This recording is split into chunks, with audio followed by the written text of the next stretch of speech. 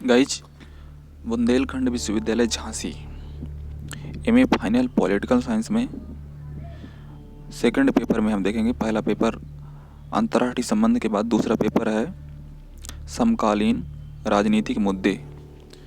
दूसरे पेपर में हम देखेंगे पहला क्वेश्चन। पहला क्वेश्चन है पृथ्वी को कितने गोलार्धों में बांटा गया है।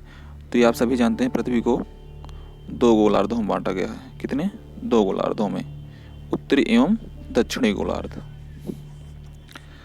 देखेंगे नेक्स्ट क्वेश्चन। अगला क्वेश्चन है हमारा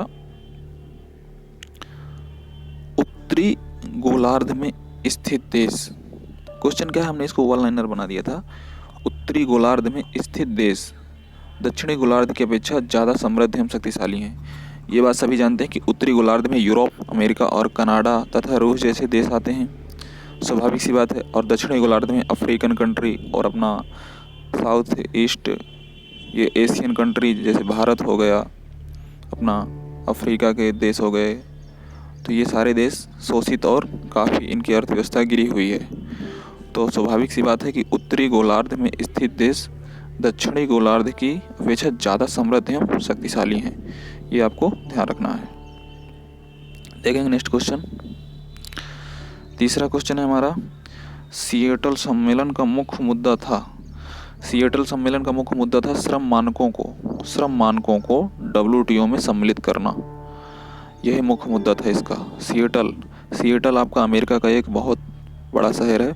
वहाँ पर एक सम्मेलन हुआ था जिसमें श्रम मानकों को WTO में सम्मिलित करने के लिए एक मुद्दा था, जिसकी बात करी गई थी कि श्रम मानकों को WTO के तहत सम्मिलित किया जाए। ये आपको याद रखना है।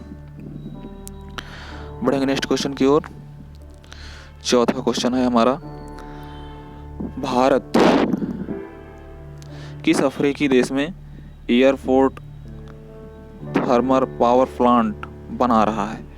तो ये भारत ने बहुत ही बेहतरीन एक अंतर्राष्ट्रीय स्तर का एयरपोर्ट और काफ़ी बड़े बड़े सुपर थर्मल पावर प्लांट लगा रहा है। ये अफ्रीका का एक देश है लीबिया, जिसकी राजधानी त्रिपोली में एक बहुत बेहतरीन एयरपोर्ट का निर्माण किया है। तो ये आपको याद रखना है। बढ़ते हैं नेक्स्ट क्वेश्चन की ओर। पांचवा क्वेश्चन है हमारा UNEP का पूर्ण रूप बताइए। UNEP का पूर्ण रूप, तो इसका UNEP का पूर्ण रूप होता है United Nations environmental programme. Hindi में बात करें तो संयुक्त राष्ट्र पर्यावरण कार्यक्रम। ये फुल फॉर्म के रूप में अक्सर पूछे जाते हैं। UNEP का पूर्ण रूप बताओ, तो उसमें आपको बताना होगा यूनाइटेड नेशन एनवायरमेंटल प्रोग्राम। आपको ये याद रखना है। बढ़ेंगे नेक्स्ट क्वेश्चन की ओर। छठवां क्वेश्चन है हमारा ग्रिड GRID का पूर्ण रूप बताइए। तो ग्रिड का पूर्ण रूप है global resource information database. Hindi में इसको बोलेंगे वैश्विक संसाधन सामग्री आधार। तो ग्रिड का पूर्ण रूप याद रखना है आपको, ग्लोबल रिसोर्स इंफॉर्मेशन डेटाबेस। बढ़ेंगे नेक्स्ट क्वेश्चन की ओर। सातवां क्वेश्चन है भारत में उदारीकरण को कब अपनाया गया। तो गाइज 1991 में भारत ने उदारीकरण को अपनाया। उदारीकरण से मतलब है ग्लोबलाइजेशन। इसके पहले ये जो अपना ग्लोबलाइजेशन ना बोल के इसको हम लिबराइजेशन बोल सकते हैं, क्योंकि उदारीकरण पहले क्या होता था, 1990 के पहले भारत एक क्लोज इकोनॉमी थी। भारत को कोई इंटरनेशनल व्यापार नहीं था। 1991 के बाद भारत उदारीकरण को अपना के इंटरनेशनल ट्रेड में सम्मिलित हुआ। देखेंगे नेक्स्ट क्वेश्चन। आठवां क्वेश्चन है हमारा हिंद महासागर को शांति क्षेत्र। हिंद महासागर को शांति क्षेत्र घोषित किए जाने के संबंध में जो घोषणा पत्र स्वीकृत किया गया था वो कब हुआ स्वीकृत। तो ये हुआ है आपका संयुक्त राष्ट्र महासभा के 26वें अधिवेशन में। संयुक्त राष्ट्र महासभा का जो 26वां अधिवेशन हुआ, ये हुआ था 16 दिसंबर 1971 को। तो इस अधिवेशन में आपको जो अपना हिंद महासागर क्षेत्र है, हिंद महासागर क्षेत्र को एक पीस जोन शांति क्षेत्र घोषित करने की बात कही गई। पढ़ेंगे नेक्स्ट क्वेश्चन की ओर। हमारा नौवां क्वेश्चन है यूनिफेम UNIFEM का पूर्ण रूप है तो इसका पूर्ण रूप होता है United Nations development fund for women. ये संयुक्त राष्ट्र का एक कार्यक्रम है जिसमें महिलाओं के निमित्त संयुक्त राष्ट्र विकास निधि महिलाओं के डेवलपमेंट के लिए एक निमित्त निधि है, इससे संबंधित है ये। यूनिफेम का पूर्ण रूप आपको याद रखना है United nation development fund for women. बढ़ेंगे नेक्स्ट क्वेश्चन की ओर। अगला क्वेश्चन है हमारा 10वां। इंस्ट्रा का पूर्ण रूप है, इंस्ट्रा INSTRAW, इंस्ट्रा का पूर्ण रूप है international institute for the advancement of women. याद रखना है international institute for the advancement of women, INSTRAW का पूर्ण रूप। बढ़ेंगे नेक्स्ट क्वेश्चन की ओर। 11वां क्वेश्चन हमारा गेंस, गेंस का पूर्ण रूप है, गेंस का पूर्ण रूप है gender awareness information and networking system.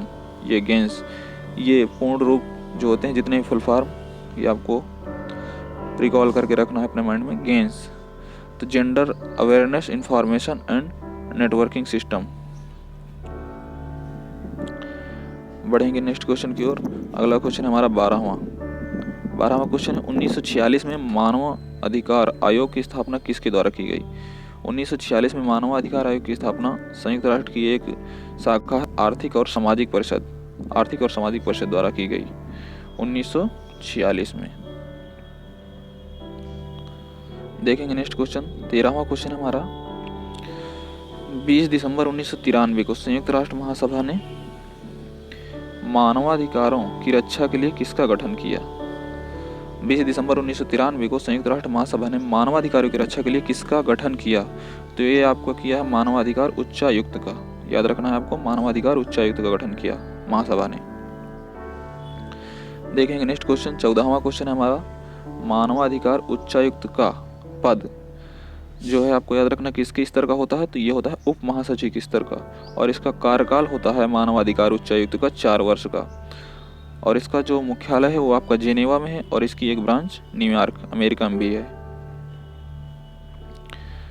बढ़ेंगे नेक्स्ट क्वेश्चन की ओर।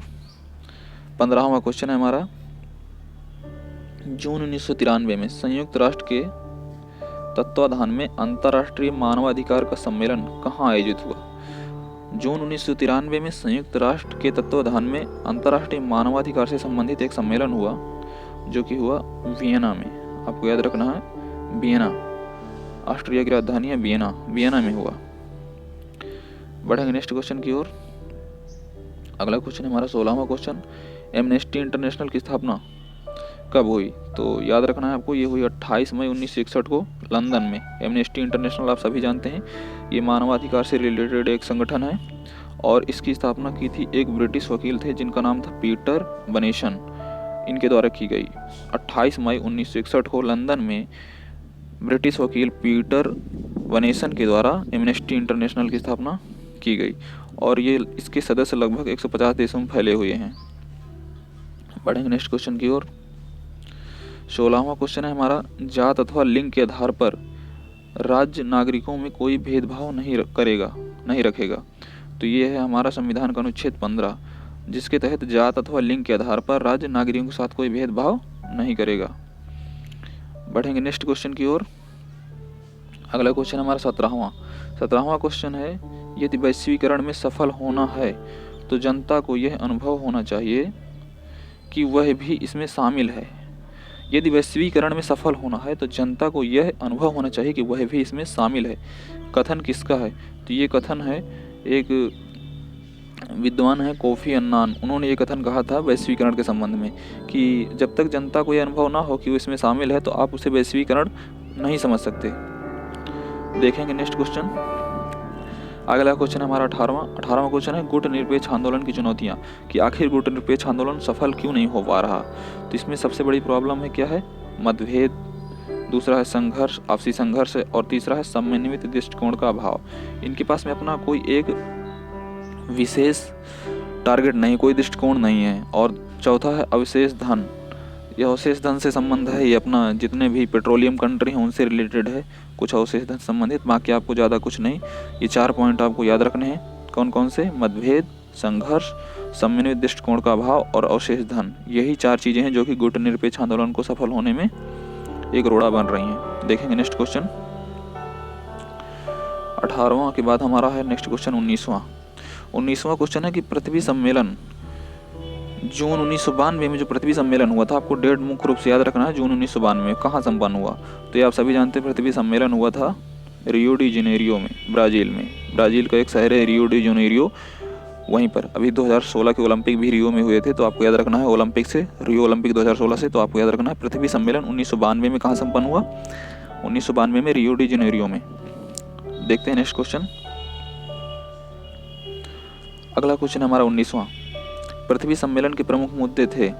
पृथ्वी सम्मेलन जो 1992 में हुआ उसके प्रमुख मुद्दे थे। पहला मुद्दा था पर्यावरण विनाश, दूसरा धनराशि, और तीसरा जनसंख्या, और चौथा तकनीकी हस्तांतरण, टेक्नोलॉजी का ट्रांसफर संबंधित, और इसके बाद वन और गैस। ये सारे मुद्दे पृथ्वी सम्मेलन में थे। और इसमें एक प्रॉब्लम थी, जो उत्तरी गोलार्ध के जो संपन्न राष्ट्र है वो और दक्षिणी गोलार्ध के, इनके बीच में कुछ मतभेद भी थे इन्हीं मुद्दों पर। तो ये आपको याद रखना है। ये जितने मुद्दे हैं, जितने भी पर्यावरण विनाश, धनराशि, जनसंख्या, तकनीकी हस्तांतरण, वन, गैस, इन सभी पर आपसी मतभेद था। तो ये आपको याद रखना है। बढ़ेंगे नेक्स्ट क्वेश्चन की ओर। हमारा अगला क्वेश्चन है 20वां। क्यूबा में साम्यवादी सरकार की स्थापना कब हुई? क्योंकि क्यूबा अमेरिका की जो पूंजीवादी व्यवस्था है उससे ताल्लुक़ नहीं रखता है, और वहाँ के जो राष्ट्रपति थे फिडेल कास्त्रो, वो हमेशा से ही अमेरिका के विरोध में रहे हैं। तो इनका जो है रूस के साथ ज़्यादा बनता था, तो वहाँ पर साम्यवादी सरकार भी स्थापित थी। तो वहाँ पर इसने अपने क्षेपास्त्र भी लगा दिए थे। और ये क्यूबा में साम्यवादी सरकार आप ध्यान से देख लें 1998 में स्थापित हुई। तो चूँकि अमेरिका नहीं चाहता कि रूस यहाँ इंटरफेयर करे, इसलिए क्यूबा और अमेरिका के बीच कभी नहीं बनी। क्यूबा अमेरिका के पास में एक छोटा सा द्वीपीय देश है, आपको याद रखना है। क्यूबा की राजधानी हवाना है। बढ़ेंगे नेक्स्ट क्वेश्चन की ओर। अगला क्वेश्चन है हमारा 21वां क्वेश्चन। 21वां क्वेश्चन है U2 विमान कांड क्या था? तो गाइज, जिस टाइम पर शीत युद्ध चल रहा था उसका एक शिखर सम्मेलन होना था। तो शिखर सम्मेलन आयोजित होने के 15 दिन पहले तारीख थी 1 मई 1960 की। तो अमेरिका का एक जासूसी हवाई विमान था जिसका नाम U2 था। तो ये रूस की सीमा में जासूसी करते पकड़ा गया था, जिसके कारण शिखर सम्मेलन असफल हो गया था। तो इसी को हम U2 विमान कांड के नाम से जानते हैं। ध्यान रखना है आपको, U2 विमान कांड के नाम से जानते हैं। बढ़ेंगे नेक्स्ट क्वेश्चन की ओर। अगला क्वेश्चन है हमारा 22वां क्वेश्चन है क्या?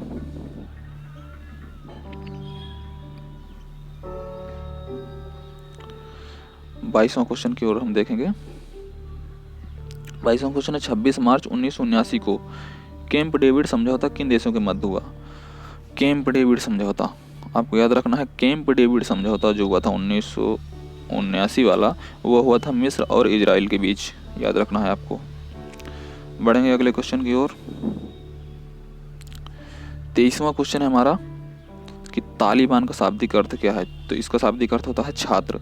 तालिबान अफगानिस्तान का एक प्रमुख समूह है। इसमें क्या हुआ था 1979 से 90 के बीच में लगभग 200 मदरसे खोल करके उसमें जितने भी हथियार वेपन्स को चलाने संबंधित प्रशिक्षण दिया गया था, ये काम अमेरिका ने ही किया था।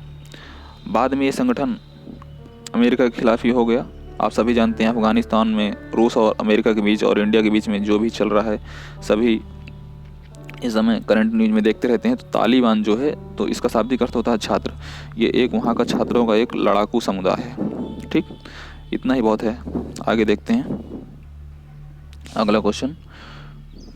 नेक्स्ट क्वेश्चन है हमारा 24वां क्वेश्चन है WTO की स्थापना कब हुई? वर्ल्ड ट्रेड ऑर्गेनाइजेशन की स्थापना हुई थी 1995 में। याद रखना है आपको।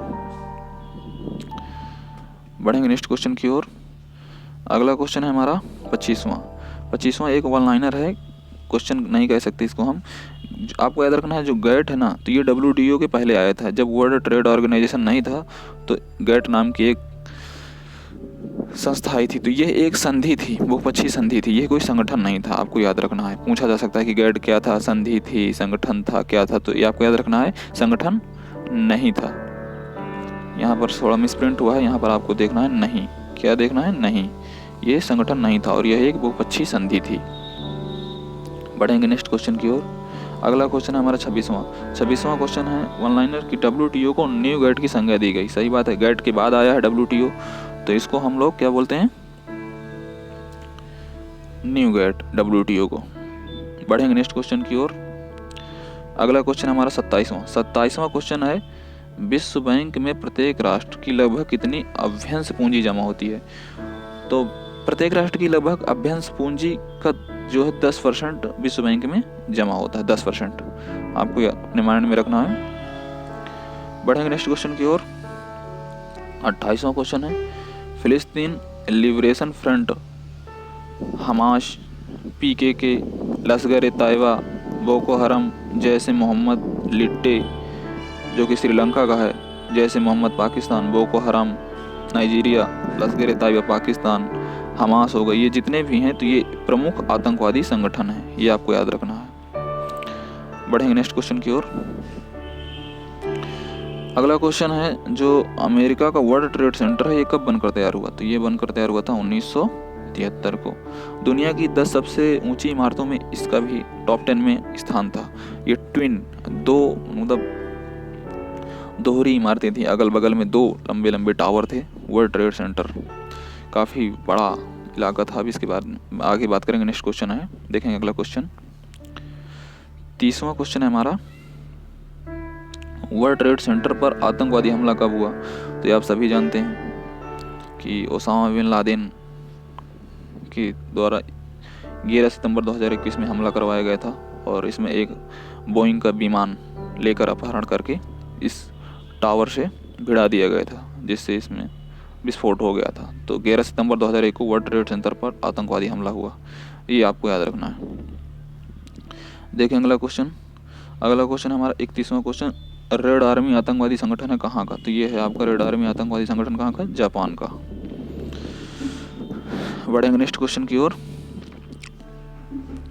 अगला क्वेश्चन है 32वां क्वेश्चन है मेन हाफ आतंकवादी संगठन कहाँ का है। तो ये है जर्मनी का। मेन हाफ आतंकवादी संगठन कहाँ का है, जर्मनी का, आपको याद रखना है। बढ़ेंगे नेक्स्ट क्वेश्चन की ओर। अगला क्वेश्चन है 33वां क्वेश्चन है आयरिश रिपब्लिकन आर्मी आयरलैंड का एक उग्रवादी संगठन है, वन लाइनर है, आपको अपने माइंड में बैठा लेना है। देखेंगे 34वें नंबर का वन लाइनर। 34वां क्वेश्चन क्या कह रहा है, टर्किश पीपुल्स लिबरेशन आर्मी कहाँ का ग्रुप है। तो ये भी तुर्की का एक उग्रवादी ग्रुप है, ठीक है। टर्किश पीपुल्स लिबरेशन आर्मी ये तुर्की का एक उग्रवादी ग्रुप है, अपने माइंड में रखना है। अगला क्वेश्चन है 35वां क्वेश्चन है national Arab youth forum liberation of Palestine की स्थापना किसने करी। तो ये राष्ट्रपति गद्दाफी के द्वारा की गई थी। राष्ट्रपति गद्दाफी काफ़ी ही निरंकुश शासक थे, इन्हीं के द्वारा की गई थी ये national Arab youth forum liberation of Palestine, ठीक है गाइज। बढ़ते हैं नेक्स्ट क्वेश्चन की ओर। अगला क्वेश्चन है 36वां क्वेश्चन है, इसको हमने वन लाइनर में बना दिया है। ये कुल मिला के आपको याद रखना है कि राज्य के जो आर्थिक अधिकार का जो चार्टर है उससे रिलेटेड है। तो जो राज्य के आर्थिक अधिकारों में जो प्रौद्योगिकी का हस्तांतरण होता है वो होता है अनुच्छेद 13 के तहत। अनुच्छेद 13 के तहत प्रौद्योगिकी का हस्तांतरण होता है, टेक्नोलॉजी का ट्रांसफ़र, एक दूसरे को देना अपनी टेक्नोलॉजी, ये अनुच्छेद 13 के तहत होता है। चार्टर का जो अनुच्छेद 13 है उसके तहत प्रौद्योगिकी का हस्तांतरण, टेक्नोलॉजी का ट्रांसफ़र करा जाता है। और अगला जो है 37वां है कि अंतर्राष्ट्रीय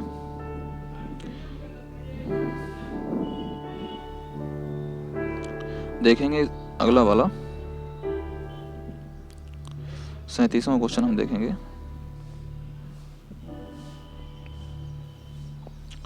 37वां क्वेश्चन है अंतर्राष्ट्रीय नीति निर्माण प्रक्रिया में भाग लेने का अधिकार। अंतर्राष्ट्रीय नीति निर्माण प्रक्रिया में भाग लेने का अधिकार, तो ये है अनुच्छेद 10 के तहत। अगला देखेंगे 38 उत्पादक संगठन से संबद्ध होने का अधिकार, तो ये है अनुच्छेद 5 के तहत। 39वां क्या है, अंतर्राष्ट्रीय व्यापार में संलग्न होने का अधिकार, तो ये है अनुच्छेद 4 के तहत आप अंतर्राष्ट्रीय व्यापार में संलग्न हो सकते हैं, जो चार्टर का अनुच्छेद 4 है उसके तहत।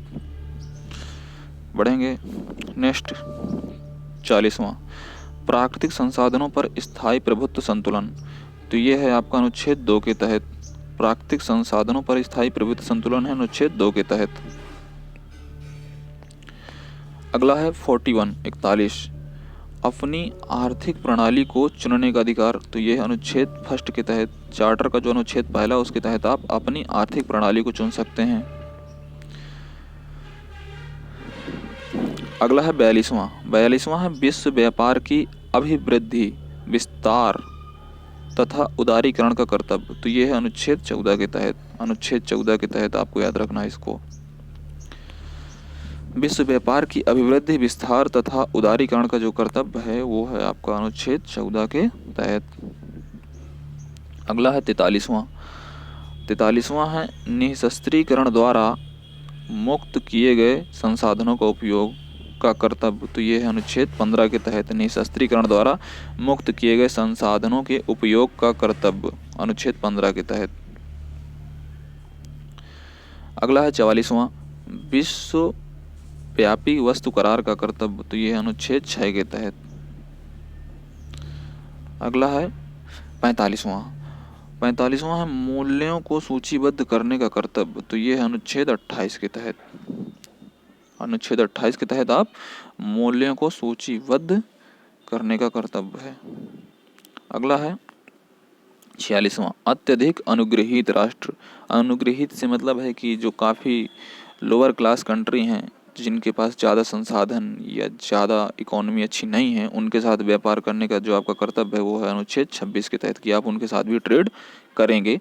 ये चार्टर का अनुच्छेद 26 कहता है कि जितने भी लोअर क्लास कंट्री हैं आप उनके साथ भी ट्रेड करेंगे, ये आपका कर्तव्य है। तो ये कहता है चार्टर का अनुच्छेद 26।